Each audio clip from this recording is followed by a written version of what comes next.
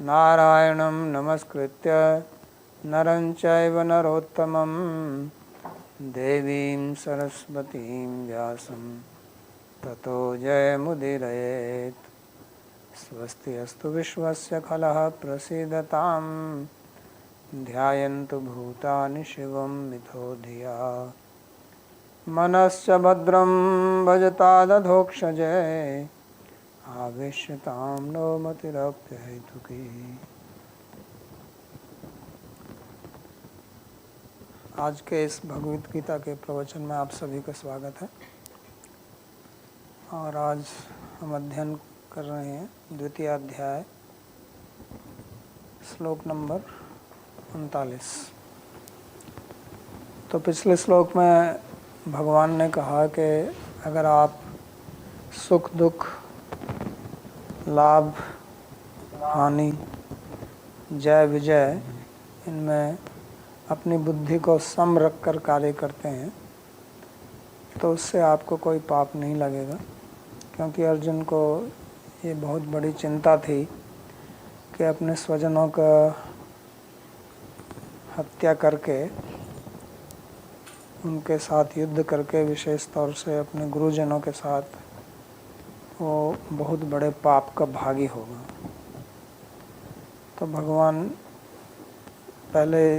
ने पहले समझाया कि ये उसका धर्म है और धर्म त्याग करने का पाप लगेगा अगर वो युद्ध नहीं करता है तो। और ये पापी लोग हैं, ये तो तेरे को मार ही देंगे, इससे भी तेरे को पाप लगेगा। तो इसलिए आप युद्ध कीजिए, इससे आपको कोई पाप नहीं लगेगा। तो वास्तव में तो जो अर्जुन ने पूछा था उसका भगवान ने उत्तर दे दिया।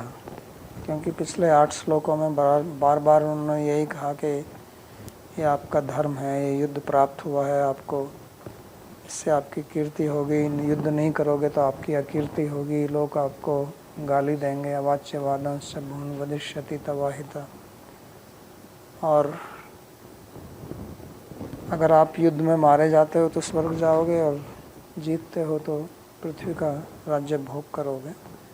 इसलिए आप खड़ा होकर युद्ध कीजिए। तस्माद् उत्तिष्ठ कौन्तेय युद्धाय कृत निश्चय है, ऐसा उन्होंने 37वें श्लोक में कहा।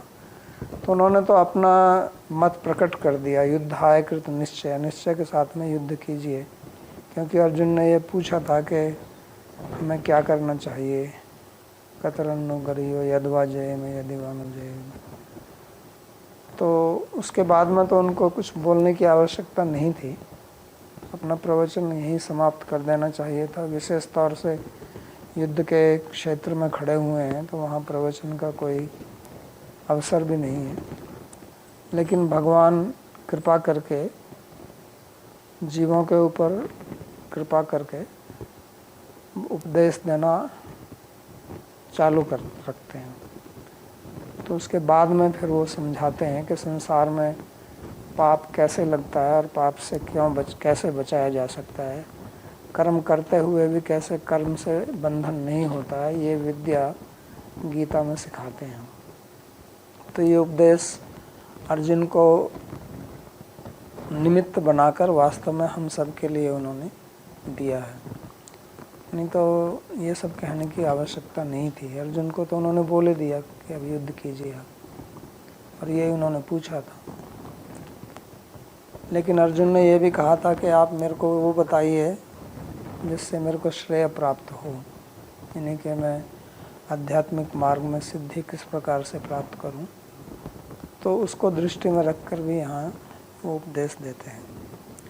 तो ये जो पिछला श्लोक हमने पढ़ा था, सुख दुखे समेकृत लाभालाभो जया जयो ततो युद्धायुज्यस्व नैवं पापम वापससि, ये गीता का बहुत ही महत्वपूर्ण श्लोक है। और इसी श्लोक की व्याख्या भगवान बार बार करते रहेंगे अंत तक। क्योंकि गीता जो है वो विषाद योग से आरंभ हुई थी। अर्जुन को विषाद हो गया था, विसृज्य सस्रम चापम शोक संविघ्न मानस, शोक में डूबकर अपना सब कुछ छोड़कर वो रथ में बैठ गया था। तो ऐसी स्थिति जीवन में हमारे साथ भी ऐसी होती है प्राय लोगों की, तो उससे किस प्रकार से छुटकारा पाया जाए और हम जीवन में अपने उद्देश्य की कैसे प्राप्ति करें और वास्तव में जो मनुष्य जीवन मिला है उसको कैसे सफल बनाएं। और सफल बनाने का उद्देश्य पैसा कमाना नहीं है या बहुत बड़ा पद प्राप्त करना, धन दौलत संग्रह करना, लेकिन वास्तव में जीवन में शांति किस प्रकार से हो, आपका मन किस प्रकार शांत रहे, ये विद्या भगवान यहाँ सिखाते हैं और इसको सबकी आवश्यकता है। तो इसलिए ये सम शब्द का प्रयोग किया, सुख दुखे समे कृत्वा, क्योंकि हमारे जीवन में विषमताएं आती रहती हैं, भौतिक स्तर पर, मानसिक स्तर पर, कार्य स्तर पर, संबंधों में, सब जगह विषमता का सामना हमको करना पड़ता है। तो उस स्थिति में भी कैसे आपकी बुद्धि सम रहे, यही ज्ञान विज्ञान भगवान यहाँ हमको सिखा रहे हैं। तो उसी को दृष्टि में रख के फिर वो आगे वाला श्लोक बोलते हैं, एषा ते विहिता सांख्ये बुद्धिर्योगे त्विमां शृणु बुद्ध्या युक्तो यया पार्थ कर्म बंधम प्रहास्यसि।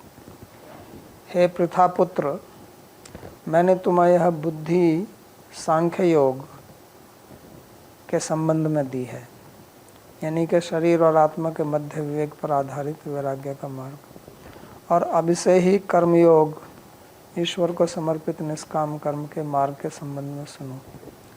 बुद्धि से युक्त होकर तुम कर्म के बंधनों को संपूर्ण रूप से त्याग कर सको। तो यहाँ भगवान बुद्धि शब्द का प्रयोग करते हैं और 2 बार प्रयोग करते हैं कि ये बुद्धि मैंने आपको सांख्य के विषय में बताई और अब यही बुद्धि मैं आपको कर्म के विषय में, योग के विषय में, योग का अर्थ यहाँ पर निष्काम कर्म योग और भक्ति दोनों ही लिया जाता है, तो उसके विषय में मैं आपको सुनाऊंगा, इसलिए ध्यानपूर्वक इसको सुनिए। तो पहले उन्होंने सांख्य का मतलब यहाँ पर ज्ञान से है, यानी कि मनुष्य का जो वैशिष्ट्य है वो ज्ञान के कारण ही होता है। जिसमें ज्ञान नहीं है तो वो उसमें कोई वैशिष्ट्य भी नहीं है। पशुओं में और मनुष्य में यही भेद है। आज अगर समाज ने जो भी उन्नति की है तो वो ज्ञान के कारण ही है, नहीं तो पहले मनुष्य भी जंगलों में रहते थे जैसा बताया जाता है, तो पशु की तरह ही रहते थे वो भी। तो ये सब जो आज हम देख रहे हैं, जो समाज में मनुष्य की आधुनिक जो स्थिति है, वो ज्ञान की तरक्की के कारण ही है। तो इसलिए उन्होंने ज्ञान बताया, लेकिन यहाँ ज्ञान जो सामान्य ज्ञान हम जिसको समझते हैं उससे ऊपर का ज्ञान बताया कि वास्तव में अपने आप को समझना, मनुष्य क्या है, आत्मा और शरीर में जो भेद है उसका जो विवेक है, उस ज्ञान को उन्होंने समझाया। और जब तक हम उस ज्ञान को नहीं समझेंगे तब तक हमारे अंदर समता नहीं आएगी, क्योंकि पिछले श्लोक में समता की बात की और आगे भी करेंगे समता की बात हो। तो आगे करीब 20 श्लोक में समता की बात करते रहेंगे। तो उस समता को लाने के लिए हमको अपनी बुद्धि का प्रयोग करना है, और उस बुद्धि की 2 विधाएं हैं, एक ज्ञान की है और एक कर्म की है। तो ज्ञान की स्थिति तो यह है कि आप बुद्धि से समझकर और उसमें स्थित रहें कि वास्तव में मैं शरीर नहीं हूँ, जैसा उन्होंने बार बार पिछले 11 श्लोक से 37-30 श्लोक तक बताया था। उसके बाद में 8 श्लोक कर्तव्य कर्म करने के बारे में बोले थे उन्होंने। तो वो जो 11वें से 30 श्लोक तक जो उन्होंने 20 श्लोक बोले वो सांख्य योग के हैं, और वो उनमें पूरा विवेक जो है वो आत्मा और शरीर के भेद का ही है। लेकिन उस स्थिति तक पहुंचने के लिए आदमी को बहुत बुद्धिमान होना पड़ेगा, सत्व गुण में स्थित होना पड़ेगा, और ऐसा प्राय होता नहीं है संसार में। सबके अंदर राग द्वेष है जिसके विषय में मैंने बार बार बात की है। तो राग द्वेष के कारण ही विषमता आती है।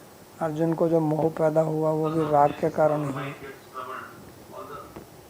तो इसलिए उस राग द्वेष से ऊपर उठकर कैसे वे समता में स्थित किया रहा जाए, उसके लिए बुद्धि का प्रयोग करना पड़ेगा। तो मनुष्य में जो भगवान ने बुद्धि दी है, ये एक प्रकार से हमारा सबसे बड़ा सौभाग्य है, भगवान की सबसे बड़ी गिफ्ट है, ये उपहार है। इसलिए वो कहते हैं कि बुद्धि से युक्त होकर आप कर्म बंधन से मुक्त हो जाओगे, यानी कि आप कर्म करते हुए भी मुक्त रहेंगे। तो ज्ञान योग तो प्राय वैराग्य के ऊपर स्थित है, और जो ज्ञान योगी होते हैं वो संन्यास ले लेते हैं और समाज में प्राय वो भाग नहीं लेते। लेकिन ऐसा बहुत लोग नहीं कर सकते हैं, प्राय करके ऐसा संभव नहीं है। तो भगवान इसलिए कर्म योग पर बहुत जोर देते हैं, क्योंकि अर्जुन को भी इसलिए समझा रहे हैं कि अर्जुन को भी वो कहते हैं कि आप भी कर्म कीजिए, क्योंकि आप भी ज्ञान योग के पथिक नहीं हैं। तो ये सामान्य स्थिति है मनुष्य की, और सिद्धि जो है उस कर्मयोग से भी प्राप्त की जा सकती है, जैसे ज्ञान योग से प्राप्त की जा सकती है। तो कर्म के योग के विषय में दो मान्यता हैं। जो अद्वैतवाद के मार्गी हैं वो कहते हैं कि कर्म योग करने से आप ज्ञान योग पर आएंगे, और अंत में ज्ञान योग से ही आपकी सिद्धि या मुक्ति होगी।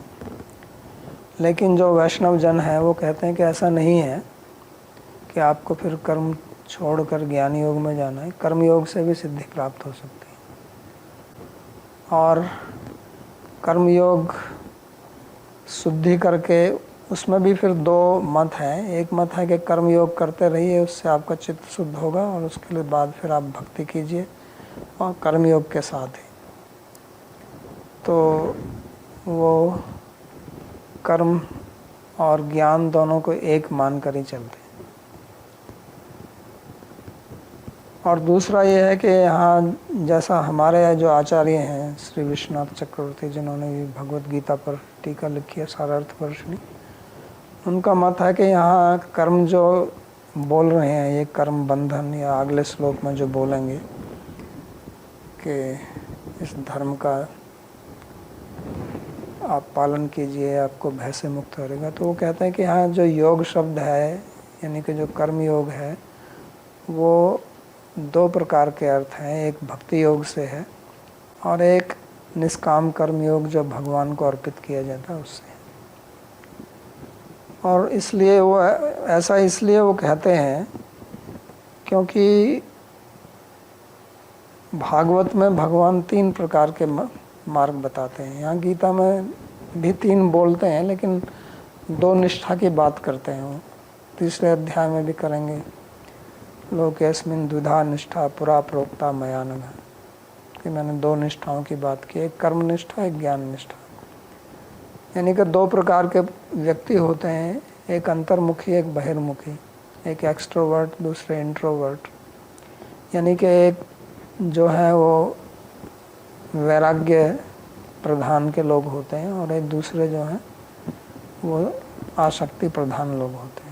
तो दूसरे लोगों का ही बाहुल्य है संसार में, तो उनके लिए कर्म मार्ग ही ठीक है।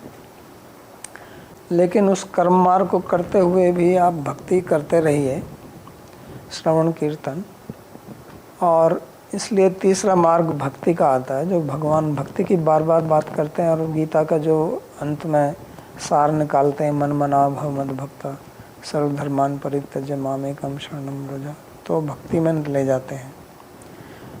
तो ये 2 निष्ठा जो है, यानी कि एक निष्ठा है कि व्यक्ति सब कुछ त्याग दे, संन्यास ले ले, और वो बहुत कठिन है विशेष तौर से आज कलयुग में। और दूसरा है कर्म करते हुए। तो कर्म करते हुए 2 प्रकार से है, एक भक्ति रूप कर्म करते हुए, और एक निष्काम कर्म करते हुए। तो दोनों के बारे में भगवान बात करेंगे, और दोनों से ही समता प्राप्त की जाती है। तो उसका वर्णन यहाँ भगवान कर रहे हैं। तो ये कहते हैं कि आप कर्म करते प्राय करके क्या होता है कि आप कोई भी कर्म करेंगे तो उसका फल आएगा, और फल आने से आप उसमें फल में आपकी आसक्ति रहेगी, तो वो आसक्ति ही आपको बांधेगी उससे। ऐसा ही होता है। तो यहाँ वो सिखा रहे हैं कि आप किस प्रकार से कर्म से मुक्त रहें, यानी कि कर्म करते हुए भी आप किस प्रकार उससे बंधे ना, यानी कि आप जल में प्रवेश करें लेकिन गीले ना हो। जैसे आजकल स्कूबा डाइविंग करते हैं लोग, तो पानी के अंदर जाते हैं लेकिन गीले नहीं होते हैं। या आप अग्नि में प्रवेश कर जाएं और अग्नि आपको जलाए ना। फायर ब्रिगेड वाले ऐसे कपड़े पहनते हैं कि उनको आग का फर्क नहीं पड़ता।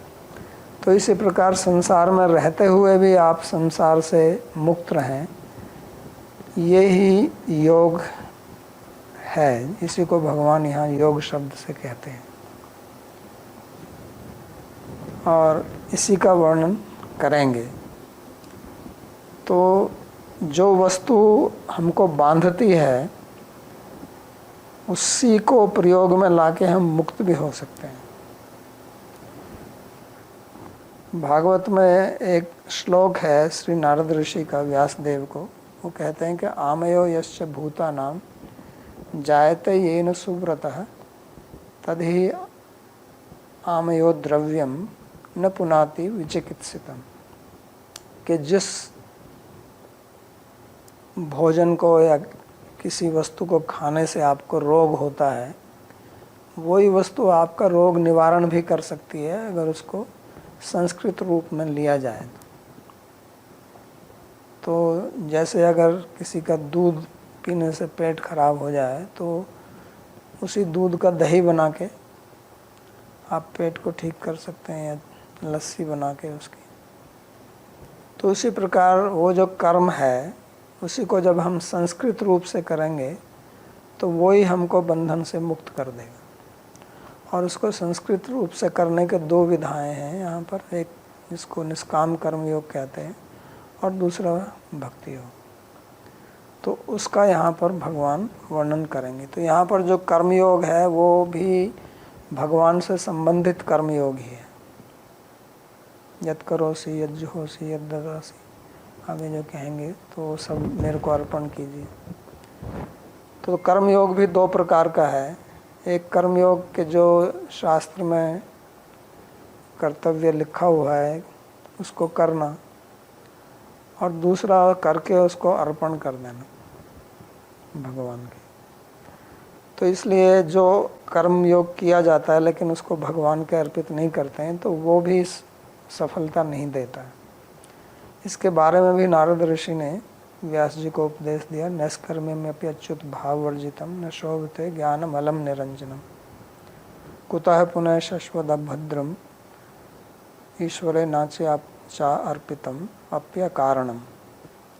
कि अगर कर्म आप अर्पित नहीं करते हैं, चाहे वो निष्काम कर्म ही क्यों ना हो, तो वो आपको शुद्धि नहीं देगा, वो आपको मुक्ति प्राप्त नहीं कराएगा। तो इसलिए कर्मयोग दो प्रकार का है, एक सकाम कर्मयोग है, एक निष्काम कर्मयोग है। एक कर्मयोग ये है जो हम किसी फल की कामना से करते हैं, और एक कर्मयोग ये है कि हम फल की कामना से नहीं कर रहे हैं, हमारा कर्तव्य कर्म है इसलिए कर रहे हैं, लेकिन करके उसको भगवान के अर्पण करना। तो वो फिर आपको संसार के बंधन से मुक्त करता है। तो इसी को भगवान यहाँ पर समझा रहे हैं। तो बुद्धि जो है जिसका यहाँ वर्णन कर रहे हैं वो, उसका प्रयोग हमको करना है। तो कठोपनिषद में जो श्लोक है कि बुद्धि तु सारथिम विद्धि मनोप्रग्रहमेव च, कि बुद्धि जो है वो सारथी है। ये शरीर जो है ये रथ है, और जीव जो इस पर बैठा हुआ है वो यात्री है, रथी है, और इसको चलाने वाला जो है वो बुद्धि है। तो बुद्धिम तु सारथी विद्धि, तो अगर सारथी ठीक नहीं होगा तो फिर आप अपने गंतव्य स्थान पर नहीं पहुंच सकते। तो इसलिए इसको समझना है कि हमारे शरीर में सबसे महत्वपूर्ण जो हमारी संपत्ति है वो हमारी बुद्धि है, और उस बुद्धि का अगर हम ठीक से प्रयोग नहीं करते हैं तो फिर हम जो चाह रहे हैं अपने जीवन में वो प्राप्त नहीं करेंगे। क्योंकि जीवन में तो वास्तव में हम सुख और शांति चाहते हैं, चाहे कुछ भी आपको मिल जाए उससे आप सुखी रहना चाहते हैं और शांत जीवन व्यतीत करना चाहते हैं। तो वो जब तक संभव नहीं होगा जब तक आप अपनी बुद्धि का प्रयोग नहीं करेंगे। और ये किसी दूसरे पर निर्भर नहीं है, ये हमारे ऊपर ही नहीं निर्भर है। इसलिए भगवान ये भी कहते हैं कि बुद्धि नाशात् प्रणश्यति, कि अगर आपकी बुद्धि का नाश हो गया तो आप विनष्ट हो जाएंगे। तो बुद्धि का नाश होने का मतलब ऐसे ही है कि जैसे आप कार में बैठे हैं और आपका ड्राइवर जो है वो शराब पिए हुए नशे में है, तो फिर आपका जीवन खतरे में है। तो अगर हमारी बुद्धि जो है वो ठीक नहीं है, बुद्धि नाश होने का मतलब है कि बुद्धि विषाक्त हो गई है, बुद्धि दूषित हो गई है, तो फिर हमारा जीवन व्यर्थ हो जाएगा और हम दुख उठाएंगे। तो हम जितने भी दुख उठाते हैं अपने जीवन में वो वास्तव में अपनी मन बुद्धि के कारण ही, जब हमारी मन और बुद्धि विषाक्त हो जाती हैं, दूषित हो जाती हैं, उसके कारण ही हम दुख उठाते हैं। इसलिए बुद्धि के ऊपर भगवान गीता में बार बार बल देते हैं। यहाँ से आगे अब जितने भी वो श्लोक बोलेंगे इस अध्याय में वो सारे बुद्धि से संबंधित ही हैं। प्रज्ञावादंश भाष्य वहाँ से ही चालू किया था उन्होंने, और आगे तक ये बुद्धि प्रज्ञा दोनों शब्दों का प्रयोग करते रहेंगे। व्यवसात्मिका बुद्धि रेखे हा कुरुनंदन बहुशाखाश्च अनंतस्य बुद्धि व व्यवसायिनाम। तो इसको बहुत अच्छी तरह से मनन करना है, क्योंकि ये बुद्धि हमारे पास है और यही हमारा शस्त्र है। हमारे जो समस्याएं हैं हमारे जीवन में, जो अवरोध आते हैं, जो बाधाएं आती हैं, उनसे लड़ने का यही सबसे बड़ा शस्त्र है बुद्धि। और उस बुद्धि को हमें ठीक करके रखना है। उसके लिए हमको अपना आहार विहार दिनचर्या ठीक रखनी है, क्योंकि बुद्धि में दूषण जो है वो भोजन से आता है, विहार से आता है, जैसे दिनचर्या क्या है उससे आता है, हमारा संग किसके साथ है उससे आता है, उसी से बुद्धि बिगड़ जाती है।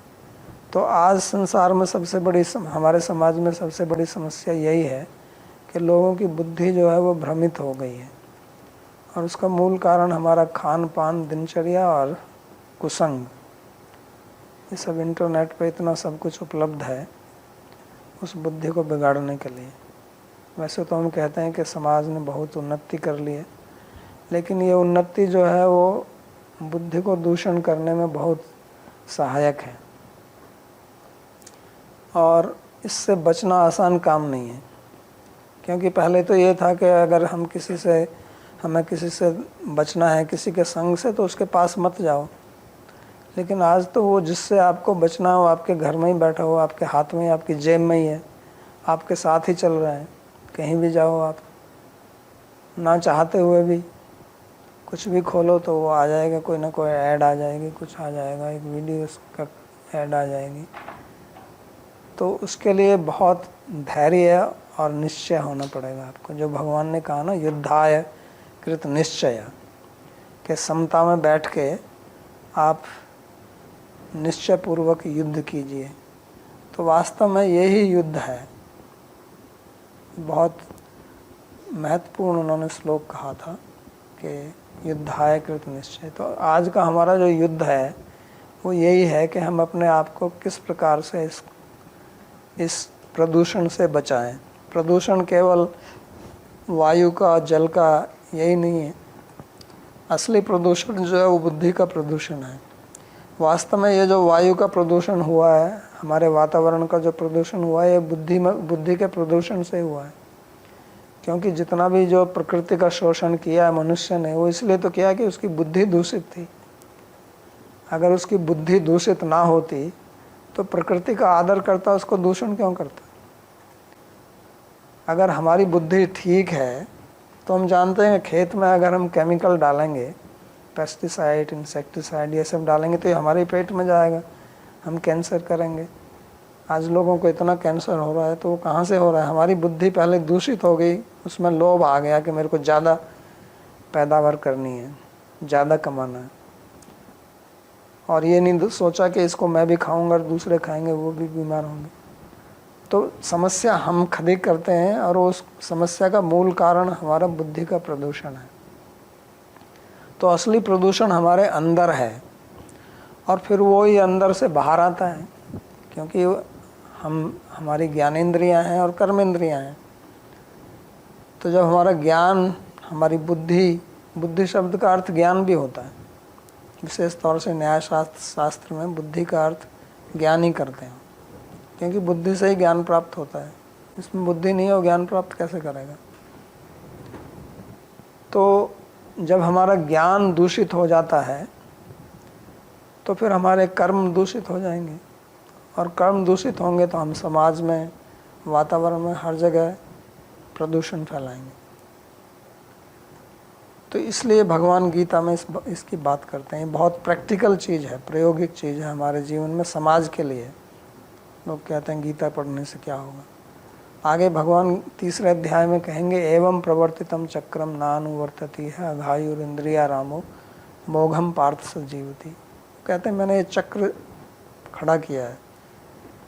कितना बढ़िया भगवान ने चक्र बनाया है कि हम वायु लेते हैं, ऑक्सीजन लेते हैं, कार्बन डाइऑक्साइड छोड़ते हैं, पेड़ पौधे कार्बन डाइऑक्साइड को ऑक्सीजन में बदलते हैं, चक्र है ना। लेकिन अगर हम इस चक्र को तोड़ दें, पेड़ काट दें, तो भगवान कहते हैं फिर आपको मोघम पार्थ से जीवते, अघायु, वही पाप है। तो हमारे शास्त्र में पेड़ को काटना पाप लिखा है। तो क्यों लिखा हुआ है? इसलिए लिखा हुआ है कि पाप का मतलब होता है जो आपको दुख देगा, जिसके कारण आपको दुख होता है, जिस कर्म के कारण, वो पाप कर्म है। और जिससे आपको सुख होगा वो पुण्य कर्म है। तो पाप पुण्य जो आम लोगों को सिखाते हैं कि आप नरक में जाएंगे, स्वर्ग में जाएंगे, वो थोड़ा सिखाने के लिए, क्योंकि जिनकी बुद्धि ज़्यादा उन्नत नहीं है तो उनको ऐसे ही सिखाया जाता है। लेकिन वास्तविकता ये है कि जो भी कर्म सुख में, जिसका फल सुख होता है, वो पुण्य है, और जो भी कर्म जिसका फल दुख होता है वो पाप है। चाहे वो झूठ बोलना है, चाहे चोरी करना है, चाहे हिंसा करना है, वो सब दुख ही देता है। लेकिन उसका फल क्योंकि तुरंत नहीं आता, व्यक्ति देखता नहीं है, तो वो सोचता है कि नहीं ऐसा कुछ नहीं, मेरे को तो अभी तो लाभ मिल रहा है। तो इसी को बोल रहे हैं कि चक्र हमने स्थापित किया हुआ है भगवान ने। तो उस चक्र के विरुद्ध में अगर हम कार्य करेंगे तो उससे क्या होगा? विषमता आएगी, प्रदूषण आएगा, और उसका फल हमको ही भोगना पड़ेगा, जैसा कि आज हम भोग रहे हैं। तो इसलिए गीता बहुत महत्वपूर्ण है, बहुत गहराई से बात करती है। देखने में तो ये बहुत सामान्य सी चीज़ है कि बुद्धिया युक्तो या पार्थक कर्म बंधम प्रहास्यसि, लेकिन इसका अर्थ गहरा है। इसलिए बुद्धि से सोचें कि हम इतना सब कुछ बनाए जा रहे हैं। आप कहते हैं कि तो हम स्पेस ट्रैवल करो, इतने सब, तो उससे कितना प्रदूषण होगा ये हम नहीं जानते हैं। और आकाश में जो ऊपर जो लेयर्स हैं, ओजोन लेयर वगैरह, वो सब उससे विचलित होंगी। तो उसके बारे में कोई सोचता नहीं, बुद्धि नहीं लगाता, उसको केवल अपना फ़ायदा सोचना है। या अपना जो आपात रमणीय है, जो आपको तुरंत आनंद आता है, वो देखना है। उसका दूरवर्ती परिणाम क्या होगा उसके बारे में नहीं सोचते हैं। उसी के लिए तो बुद्धि लगानी पड़ेगी। तो इसलिए हमको ऋषियों की बात माननी है, जो शास्त्र हमको बताता है वो, क्योंकि उनकी बुद्धि जो है वो हमसे बहुत प्रकृष्ट है। भगवान की बुद्धि तो खैर कहना ही क्या है, लेकिन हमारे जो ऋषि हुए तो वो सब ये देख सकते थे दूर तक। एक तो हम इन नेत्रों से देखते हैं, और वो ज्ञान नेत्र थे उनके, इसलिए उनको ऋषि कहते हैं, जिसका अंग्रेजी में अनुवाद भी सीयर करते हैं। सीयर का मतलब जो वन हु सीज, जैसे डूअर का मतलब वन हु डज, जो करता है उसको डूअर, जो देखता है वो सीयर। तो सियर का मतलब ही ये है कि वो देखता है कि इसका परिणाम क्या होगा जो हम नहीं देख सकते। तो इसलिए इस बुद्धि का महत्व यहाँ पर दे रहे हैं। तो इस बुद्धि को हमें सुरक्षित रखना है। तो हमारे जितने भी धर्म के नियम बनाए गए, खान पान के, रहन सहन के, दिनचर्या के, संबंध कैसे बनाने हैं, आज जो स्वतंत्रता के नाम पे सब उच्छृंखलता चलती है, कोई किसी के भी साथ में संबंध बनाए, किसी के साथ भी शादी करे, कुछ भी करे, इससे क्या होता है, सबके अंदर तो वही खून है, सबके अंदर वही खून है। तो लेकिन जब डॉक्टर को खून चढ़ाना होता है तो किसी का भी चढ़ा देता है, वो टेस्ट करते हैं ना उसके लिए। किसी को किडनी लेनी है तो किसी की भी किडनी चढ़ा देगा वो भी टेस्ट करते हैं। तो ये सब मूर्खता की बातें होती है। तो हमारे ऋषि लोग ये जानते थे इन सब बातों को, तो इसलिए उनकी बात अगर हम मान के चलेंगे तो उसमें हम कर्म बंधन से, और कर्म बंधन का मतलब दुख, बंधन का मतलब क्या होता है, दुख, स्वतंत्रता का मतलब सुख। तो ये वास्तविक स्वतंत्रता है, वास्तविक स्वतंत्रता है कर्म बंधन की स्वतंत्रता। और आज जिसको हम स्वतंत्रता कह रहे हैं वो तो हमको और बांधती है, और इसलिए उसके कारण दुख उठाना पड़ता है। तो उसके लिए यहाँ भगवान इस बात को बताते हैं, बुद्धिया युक्तो यया पार्थ कर्म बंधम प्रहास्यसि। तो ये बहुत ही महत्वपूर्ण पंक्ति है। गीता के कुछ श्लोक ऐसे हैं जिनकी एक एक लाइन बहुत ही महत्वपूर्ण और विचारणीय है, उसको याद करके रखना चाहिए। ये लाइन, बुद्धिया युक्तो यया पार्थ कर्म बंधम प्रहास्यसि। तो उसके बाद में फिर आगे वाला श्लोक बोलते हैं, तो इसकी प्रशंसा करते हैं। जब किसी चीज़ पर जोर देना होता है, किसी बात को मनवाना होता है, तो उस वस्तु का महत्व दिखाना पड़ता है। क्योंकि जब तक हमको किसी वस्तु का महत्व समझ में नहीं आएगा तो हमारी उसमें रुचि नहीं होती। तो जैसे आजकल किसी को कोई प्रोडक्ट बेचना होता है तो उसका महत्व बताते हैं कि आप चैट जीपीटी सीखिए, अगर चैट जीपीटी नहीं सीखोगे तो आपकी नौकरी चले जाए। कितना कितना ऐड आता रहता है, कुछ भी यूट्यूब कोई भी कहीं भी खोलो, गीता का भी मैं श्लोक खोलता हूँ तो वही आता है।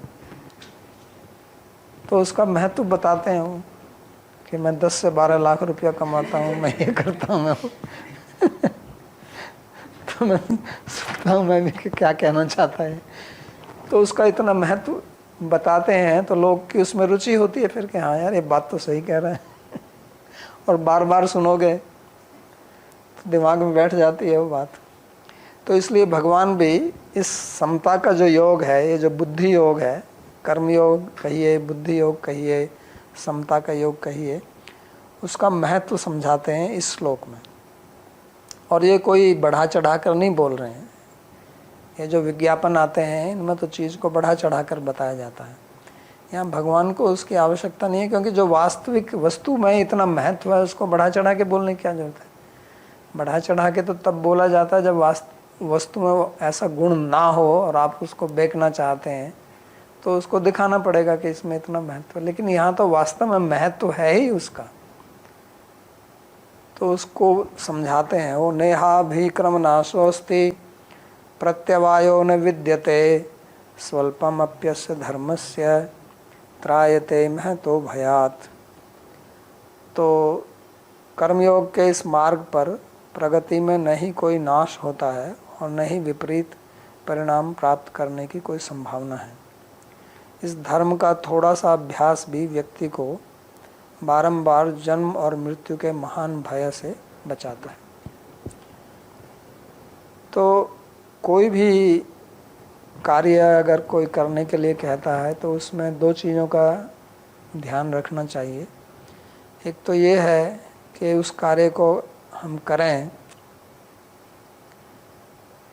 और उस कार्य को हम पूरा ना कर सकें, बीच में ही अगर छोड़ना पड़े तो उससे तो फिर हमारी वो मेहनत बेकार चली जाएगी, कोई लाभ नहीं होगा। तो भगवान कहते हैं कि ऐसा नहीं है। इसमें इस मार्ग पर इह न इह, इह का मतलब ये जो बुद्धि योग कर्म योग मैंने पिछले श्लोक में बताया, इसमें अगर आप 5% भी तरक्की करते हैं तो उसका कभी भी विनाश नहीं होगा।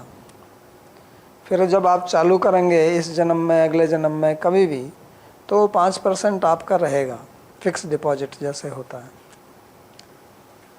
नहीं तो क्या होता है, मानो आप स्कूल गए, आप कोई डिग्री पढ़ना चाहते हैं और 2 साल 4 साल की डिग्री है, 2 साल बाद आपने छोड़ दिया, तो उस 2 साल को लेके आप कहीं जाएं उसको, तो उसको कोई नौकरी नहीं देने वाला आपको जब तक आपकी डिग्री कंप्लीट ना हो। और फिर अगले जन्म में आप जाएंगे तो वो 2 साल के कोई वैल्यू नहीं है आपको, तो फिर वहीं से चालू करना पड़ेगा। तो भगवान यहाँ कहते हैं कि नेहा ना इहा अभिक्रम नासो। अभिक्रम माने आरंभ, कि इसमें अगर आपने आरंभ भी कर दिया तो उसका नाश नहीं होता। नहीं तो प्राय करके कुछ भी काम करो, जैसे काम्य कर्म करो, आप विशेष तौर से काम्य कर्म करो, तो उसको अगर आप पूरा नहीं करोगे तो लाभ नहीं मिलेगा। बीच में छोड़ दिया तो दोबारा ये नहीं है कि कल मैंने इतना किया था आज मैं यहाँ से, ऐसा नहीं होता उसमें, तो पूरा ही करना पड़ेगा। और दूसरा जो है वो होता प्रत्यवाय, कि आप कर्म करें और उसका फल विपरीत मिल जाए। प्रति अव आया, तो प्रति माने विपरीत और अव माने नीचे, कि आपको विपरीत फल मिल जाए या नीचे ले जाए आपको, ऐसा इसमें नहीं होता। काम्य कर्म में ऐसा होता है कि अगर वहाँ ठीक से काम ना करें तो फिर आपको विपरीत फल मिलता है उसका। तो चाहते कुछ है, हो जाता कुछ है। तो वृत्रासुर की जो कहानी है वो भागवत में, महाभारत में बहुत महत्वपूर्ण कहानी है कि इंद्र एक बार यज्ञ कराया उसने, और उसके जो पुरोहित थे उनका नाम विश्वरूप था। तो विश्वरूप की माँ जो है वो असुरों की पुत्री थी, लेकिन उनके पिताजी जो हैं वो ऋषि थे, त्वष्टा ऋषि के पुत्र थे विश्वरूप। तो वो जब आहुति डाल रहा था इंद्र के यज्ञ में, तो बीच बीच में कुछ आहुति वो असुरों के लिए भी डाल देता था। तो इंद्र तो देवता है, सुर है, और सुर और असुरों में आपस में वैर है। तो उसको जब पता चला तो उसको बहुत क्रोध आ गया कि ये क्या कर रहा है, मेरा पुरोहित और मेरे शत्रुओं के प्रति आहुति डाल रहा है। तो उसने तुरंत उसका सिर काट दिया गुस्से में। क्रोध में ऐसे ही होता है ना, बुद्धि नाशात प्रणश्यति, क्रोधात भवति सम्मोह, सम्मोहात बुद्धि विभ्रम। तो क्रोध में आके आदमी गलत काम करता है, तो उसने उसको मार ही दिया। तो जब ये समाचार उसके पिताजी को मिला तो पिताजी को भी क्रोध आया। उसने कहा ये क्या, मेरे पुत्र को ऐसे ही मार दिया तुमने, होनहार बच्चा था। तो उसने कहा इंद्र से बदला लेना है। क्रोध में तो ऐसा ही होता है। तो उसने एक यज्ञ किया ऐसा व्यक्ति पैदा करने के लिए यज्ञ से जो इंद्र को मारे, क्योंकि वो खुद तो ऋषि था, खुद तो लड़ नहीं सकता था, उसका धर्म नहीं है लड़ने का। तो यज्ञ किया और यज्ञ में आहुति डाली इंद्र शत्रु विवर्धस्व, लेकिन उसमें थोड़ी सी त्रुटि हो गई उच्चारण में। तो उससे वृत्रासुर पैदा हुआ। तो उसने पूछा कि मेरे को क्या काम है, तो उन्होंने कहा जाके इंद्र को मारो। तो इंद्र से उसका युद्ध हुआ, लंबी कथा है, लेकिन इंद्र ने वृत्रासुर को मार दिया। तो जब उसको मार दिया तो ये बहुत आश्चर्य की बात हुई। त्वष्टा सोचने लगा ऐसे कैसे हो गया, हमने तो इंद्र को मारने के लिए इसको पैदा किया था और ये इंद्र से मारा गया, तो इसमें ऐसा कैसे संभव है। तो फिर उन्होंने अपनी पूरी प्रक्रिया पर विचार किया जो यज्ञ किया था कि इसमें कहीं त्रुटि रह गई है। तो अंत में जाके उन्होंने पता चला कि जो उन्होंने मंत्र का उच्चारण किया था इंद्र शत्रु विवर्धस्व, उसमें थोड़ी सी गड़बड़ी हो गई।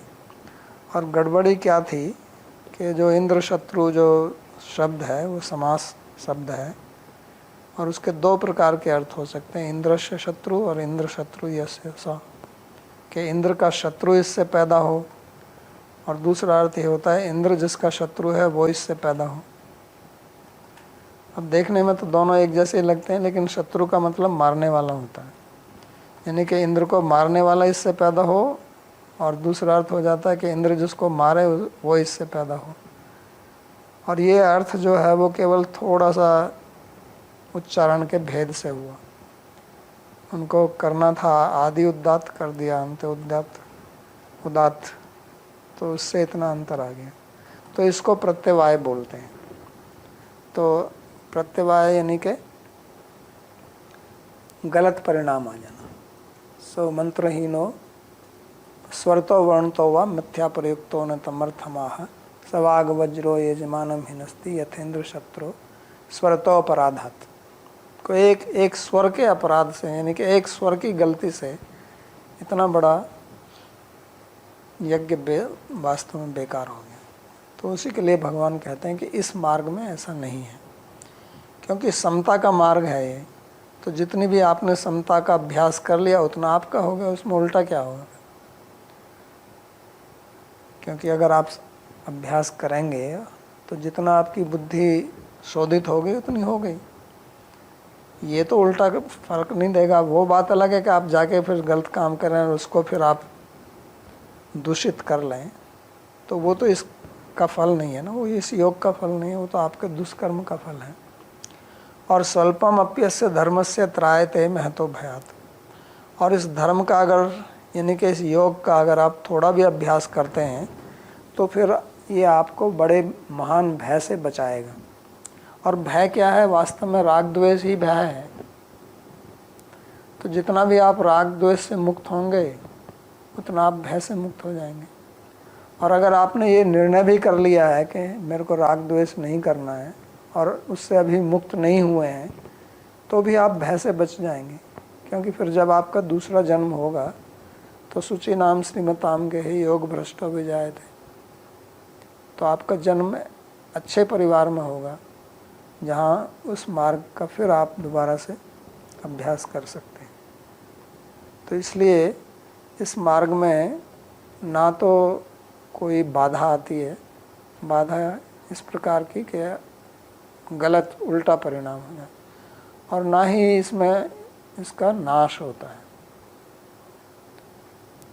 जैसा कि सकाम मार्ग में होता है वैसा यहाँ नहीं होता। तो दूसरा यह है कि सकाम कर्म जो है वो अपना फल देके नष्ट हो जाता है,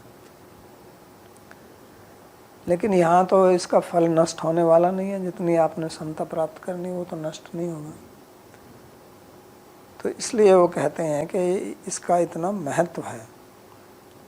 और इस समता की भगवान बार बार आगे भी जाके प्रशंसा करते हैं कि इससे कितना लाभ होता है। आगे भी इसी अध्याय में भी कहेंगे योगस्थ कुरु कर्माणि संगम त्यक्त्वा धनंजय सिद्ध्य सिद्ध्य समो भूत्वा समत्वम योग उच्यते।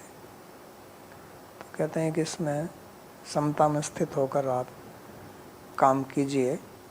और गेय से नित्य संन्यासी यो न द्वेष्टिन कांक्षति निर्द्वंदो ही महाभावो सुख दुख सुख बंधात प्रमुच्यते। तो समता का महत्व आगे तक वो बताते रहेंगे। प्राय करके हम सुनते हैं कि हमारा मन एकाग्र हो जाए, समाधि लग जाए, लेकिन भगवान समाधि से ज़्यादा, मन की एकाग्रता से ज़्यादा बल जो है वो समता पर देते हैं। क्योंकि इनका जितना भी बल है वो क्रिया योग पर है, उस पर इनका ज़्यादा जोर नहीं है कि आप एक कोने में बैठ के चुपचाप ध्यान लगाएं। उसका वर्णन करते हैं छठे अध्याय में, लेकिन जिस चीज़ की ज़्यादा वो अनुशंसा करते हैं, जिसको ज़्यादा रिकमेंड करते हैं, वो है क्रिया योग। कि आप संसार में रहकर काम कीजिए लेकिन समता में बैठकर रहिए। और वास्तव में हमारा स्वरूप जो है वो भी सम ही है, क्योंकि हमारा स्वरूप जो आत्मा है उसमें तो राग द्वेष नहीं है ना। राग द्वेष तो अंतकरण में है। तो हमारा स्वरूप समता का है और भगवान भी स्वयं स्वरूप है, लेकिन बीच में हमारा जो अंतकरण है उसमें राग द्वेष है। तो उसका जो है तालमेल बैठाना है अपने स्वरूप के साथ में और भगवान के स्वरूप के साथ में, और वो तालमेल बैठ गया तो वही हार्मनी है, वही योग है, वही समता है, उसी में आनंद है। तो उसी का यहाँ वर्णन करते हैं। और वास्तव में जो सम शब्द है इसका अर्थ भगवान नारायण भी होता है, क्योंकि माँ शब्द का अर्थ होता है लक्ष्मी। जैसे भगवान का एक नाम माधव है, धव का मतलब होता पति और माँ का मतलब लक्ष्मी। सो लक्ष्मीपति माधव, माधव का मतलब लक्ष्मीपति, वो नारायण है। तो नारायण के साथ, लक्ष्मी के साथ जो हैं, मया सह वर्तते, यह सम, स का मतलब सह साथ में, और माँ माने लक्ष्मी। तो सम का मतलब होता है लक्ष्मी नारायण या राधा कृष्ण। तो समता में बैठ के काम करो, मतलब भगवान के भाव में बैठकर आप कार्य कीजिए, तो वही आनंद है, वही मोक्ष है, वही मुक्ति है, और वही जीवन की सफलता है। तो उसके लिए कहते हैं, और उसमें फिर कोई नाश की कोई बात ही नहीं है। तो वो भक्ति योग की दृष्टि से अर्थ है। पहला अर्थ कर्म योग की दृष्टि से, दूसरा अर्थ भक्ति योग की दृष्टि से। तो भक्ति योग की दृष्टि से सम का मतलब है भगवान। तो समत्वम योग उच्यते मतलब भक्ति योग, और उस योग में बैठकर काम करने से फिर कोई पाप पुण्य की बात ही नहीं है, आप दोनों से ऊपर हो जाओगे। और फिर आपका पुनर्जन्म नहीं होगा। तो ये जो त्रायते महतो भयात, जो सबसे महान भय है वो यही है, संसार में बंधना, जन्म मरण का जो चक्र है उसमें रहना। क्योंकि जितने भी भय हम अपने जीवन में देखते हैं उसमें सबसे बड़ा भय मृत्यु का ही है, और बाकी भय मृत्यु से संबंधित ही हैं। अगर जो मृत्यु का भय नहीं है तो फिर वो कोई भय नहीं रह जाता है। तो यहाँ जो है व्यक्ति उससे मुक्त हो जाता है, इसलिए भगवान के चरण कमल को अभय चरण बोलते हैं। तो इसी की शिक्षा भगवान यहाँ पर दे रहे हैं कि क्यों आपको ये योग में स्थित होना चाहिए और योग में स्थित होकर कर्म करना चाहिए। तो भगवान कर्म का विरोध नहीं कर रहे हैं, और ज्ञान योग की बात की उन्होंने, लेकिन ऐसा नहीं है कि आप ज्ञान योग प्राप्त नहीं कर सकते हैं तो आप सिद्धि प्राप्त नहीं कर सकते हैं, आप सुख प्राप्त नहीं कर सकते हैं। उन्होंने कहा कि कर्म योग कीजिए, लेकिन सम बुद्धि के साथ में कीजिए, राग द्वेष से मुक्त होकर कीजिए, और यही वास्तविक सिद्धि है। तो फिर ज्ञान में और सांख्य योग में और कर्म योग में कोई अंतर नहीं रह जाता है। एकम सांख्यम से योगम से यह पश्यति स पश्यति। आगे 5वें अध्याय में भगवान इस बात को कहेंगे कि दोनों एक ही हैं। एक क्यों है कि दोनों ही समता लाते हैं, दोनों ही राग द्वेष से मुक्त करते हैं, लेकिन उसमें भी कर्म योग को ज़्यादा महत्व देते हैं। तयोस्तु कर्म संन्यासात कर्म योगो विशिष्यते, कि कर्म संन्यास से कर्म योग का वैशिष्ट्य है, क्योंकि उससे भी आप संसार में रहकर अपना कल्याण और दूसरों का कल्याण कर सकते हैं। और बहुत प्रायोगिक है ये, क्योंकि इसको छोड़कर जाना फिर दूसरे पर निर्भर रहना, तो उसकी आवश्यकता नहीं है। तो आज का प्रवचन यही समाप्त करते हैं। किसी को कोई प्रश्न पूछना हो तो।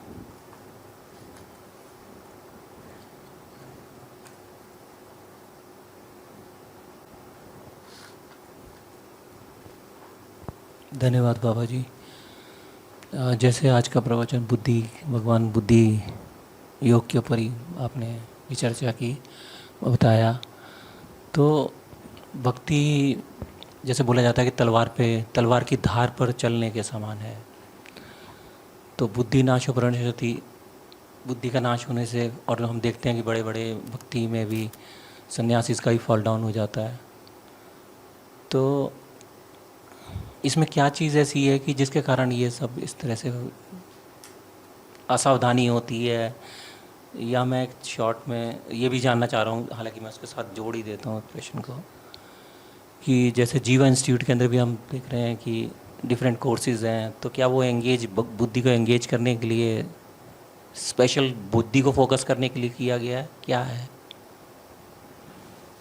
तो जो पतन का या नाश का कारण, उसका मेन कारण होता है असावधानी,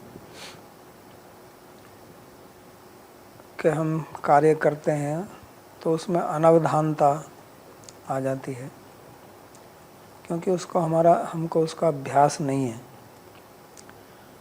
और उसमें फिर मूल कारण वो राग द्वेष रहता है। जो राग द्वेष के संस्कार पड़े हुए हैं तो वो हमारी बुद्धि को भ्रमित कर देते हैं।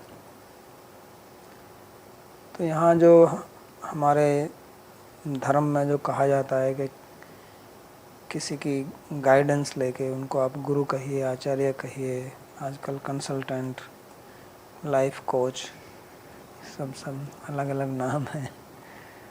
तो यानी कि किसी प्रबुद्ध व्यक्ति का सहारा लेना आवश्यक होता है, क्योंकि हम अपनी बुद्धि का विश्लेषण अपने आप करें तो कुछ हद तक कर सकते हैं, ऐसा नहीं है कि नहीं कर सकते हैं, और करना चाहिए। लेकिन क्योंकि हमारी बुद्धि पहले से ही दूषित है, अगर हमारी बुद्धि सत्व में स्थित है तो फिर आप कर सकते हैं, लेकिन ऐसा प्राय करके होता नहीं है। हमारे अंदर जो राग द्वेष हैं वो हमारी बुद्धि को उस प्रकार से फिर विचार पैदा करते हैं।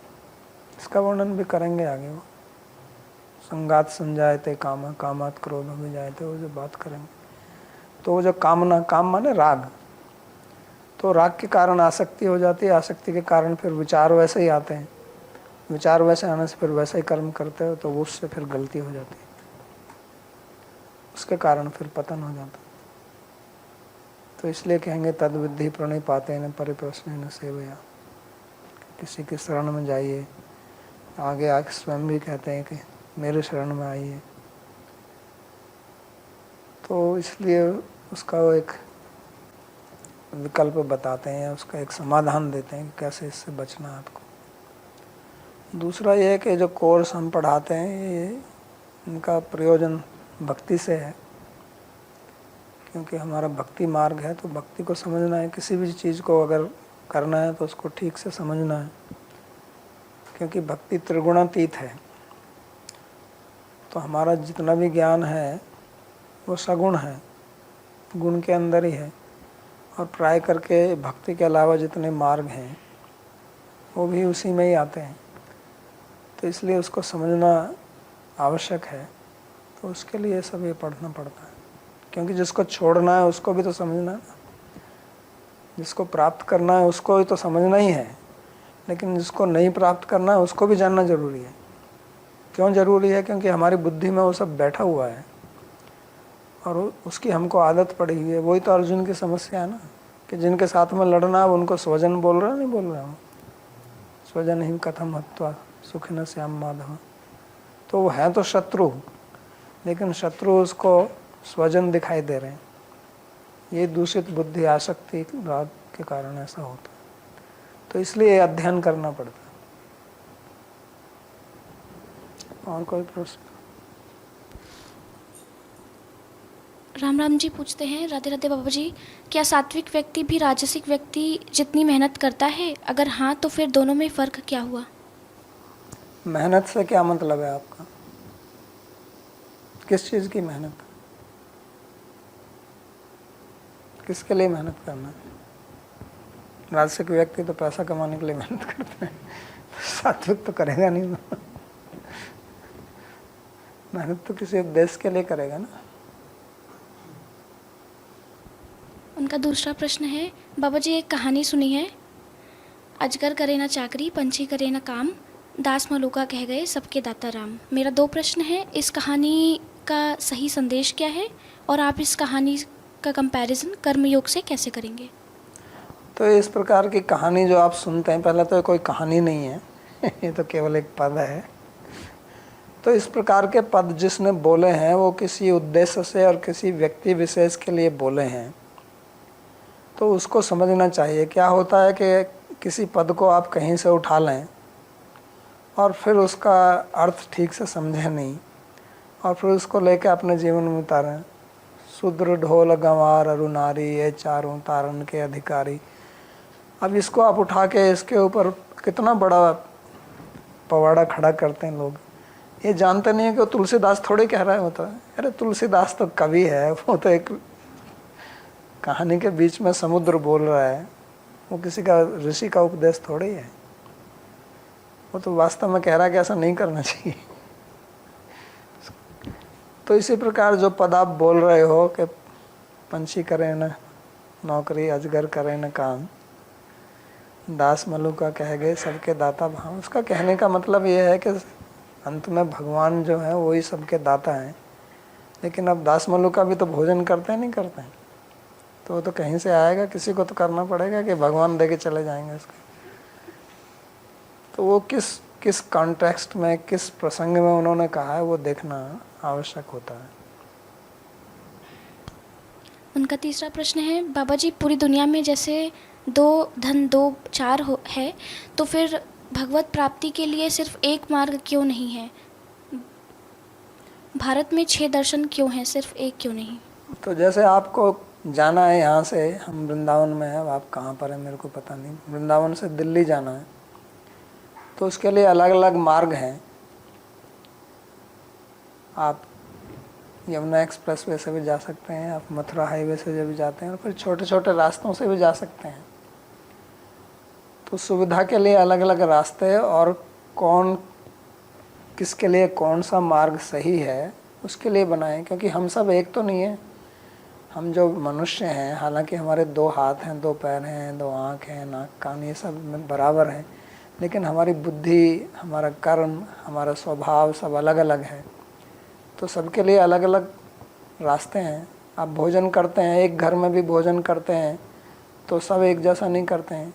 बच्चा कोई छोटा होगा तो वही भोजन उसको थोड़े कराएंगे जो बड़े लोग करते हैं। वो दूध ही पिएगा या कुछ छोटा दलिया खाएगा, कुछ करेगा। तो उसकी जो पाचन शक्ति है उसके अनुसार भोजन देना ठीक है कि सबको एक ही भोजन खिला दीजिए, एक ही मार्ग है, भैया यही खाना पड़ेगा, मिर्च भी खानी पड़ेगी आपको, तो ऐसा नहीं होता ना। तो स्वभाव के अनुसार ये मार्ग बनाए गए हैं। तो उसमें दो मुख्य हैं, एक कर्म योग है, एक ज्ञान योग है। कुछ लोगों में कर्म करने की प्रवृत्ति ज़्यादा रहती है, कर्मेंद्रियाँ उनकी बलवान रहती हैं, और कुछ लोगों में ज्ञानेंद्रियाँ यानी कि उनका मन सात्विक रहता है, तो उनके लिए अलग मार्ग है। उसी के फिर अलग अलग डिवीज़न है। अब हम कपड़े पहनते हैं, सबका एक ही साइज़ बना दें। अब छोटा बच्चा बेचारा बड़ी पैंट पहन लेगा तो उसको ऊपर तक दिखाई नहीं देगा, उसकी एक टांग में घुस जाएगा। कहेंगे इतने अलग अलग साइज क्यों बनाए हैं? उसकी आवश्यकता है। विलास जी कृपया अपना प्रश्न पूछें। प्रणाम बाबा जी। मैं समझ गया कि यह वर्णित कर्म योग 2 प्रकार का है, भक्ति और निष्काम कर्म। तो इसलिए मेरा प्रश्न है कि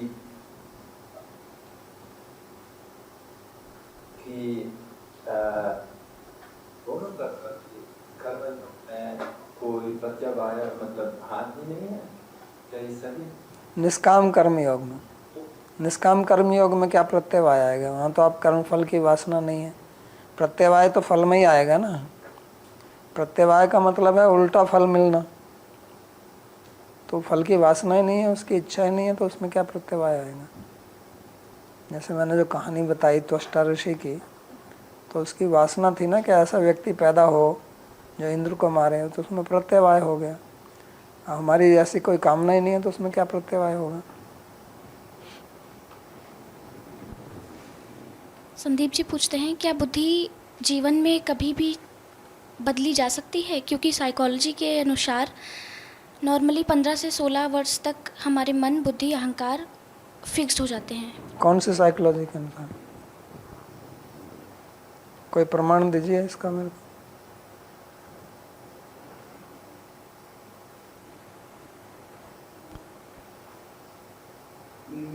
महाराज कुछ जनरली जो भी है हमारी संस्कार वगैरह जो नहीं, आप बताइए जो पहले कह रहे हो बुद्धि जो है फिक्स हो जाती है, किसने कहा है? जो आप कह रहे हो 15-16 तक फिक्स हो जाती है, किसने कहा है? उसके बुद्धि में जो आइडियाज हैं, तो आइडिया तो बदलते रहते हैं, उसमें क्या है? आइडिया कैसे फिक्स हो जाते हैं? आइडिया तो बदल जाते हैं, लोगों के आइडिया नहीं बदलते। लोग कांग्रेस आइडियोलॉजी नहीं बदलती, लोग कांग्रेस के जो बीजेपी में आ जाते हैं तो आइडियोलॉजी बदल गई नहीं उसकी। ऐसा किसने कहा है कि आइडियोलॉजी फिक्स ही रहती है?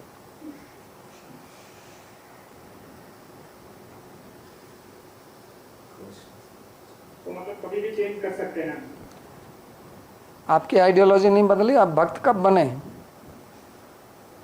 भक्त बनने से पहले आपके विचारधारा यही थी जो आज है क्या? 15-16 के बाद ही बने होंगे आप। हाँ जी, हाँ जी। तो फिर आपकी आइडियोलॉजी बदली नहीं बदली? नहीं? हाँ जी। तो अपने आप ही देख लीजिए आप। आपकी बुद्धि वही है अभी, उस जो 15-16 साल पहले थी वही है? काफी चेंजेस है। फिर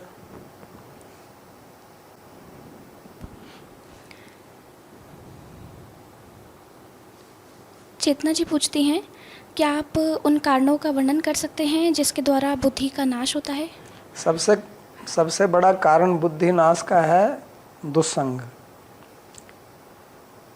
आप दुस्संग करेंगे तो आपकी बुद्धि विनष्ट होकर ही रहेगी, कोई रोक नहीं सकता उसको।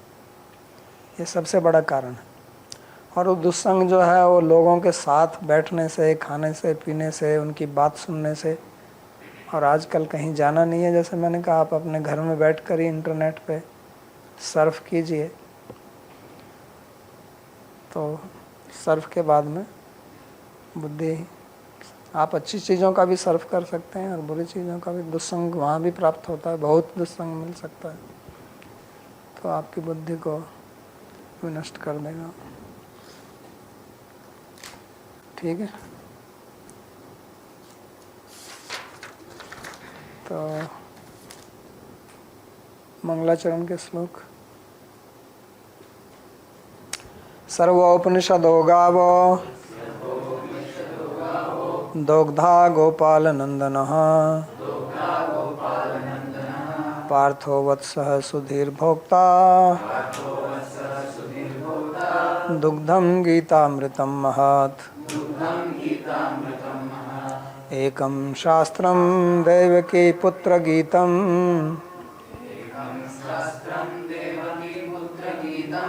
एको देवो देवकी पुत्र एव एको मंत्रस्तस्य नामानि यानि कर्माप्येकं तस्य देवस्य सेवा कार्पण्यदोषोपहतः स्वभावः पृच्छामि त्वां धर्म सम्मूढचेतः यच्छ्रेयः स्यात् निश्चितं ब्रूहि तन्मे शिष्यस्तेऽहं शाधिमां त्वां प्रपन्नम् यत्र योगेश्वरः कृष्णो यत्र पार्थो धनुर्धरः तत्र श्रीर्विजयो भूतिर् ध्रुवा नीतिर्मतिर्मम कृष्णाय वासुदेवाय देवकी नंदनाय च नंदगोपकुमाराय गोविंदाय नमो नमः नमः पंकजनाभाय नमः पंकजमालिने नमः पंकजनेत्राय नमस्ते पंकजंघ्रये भवे भवे यथा भक्ति पादयोस्तव जायते तथा कुरुष्व देवेश नाथस्त्वं नो यतः प्रभो नाम संकीर्तनं यस्य सर्वपापप्रणाशनं प्रणामो दुःखशमनस्तं नमामि हरिं परम्। हरि ओम तत्सत्।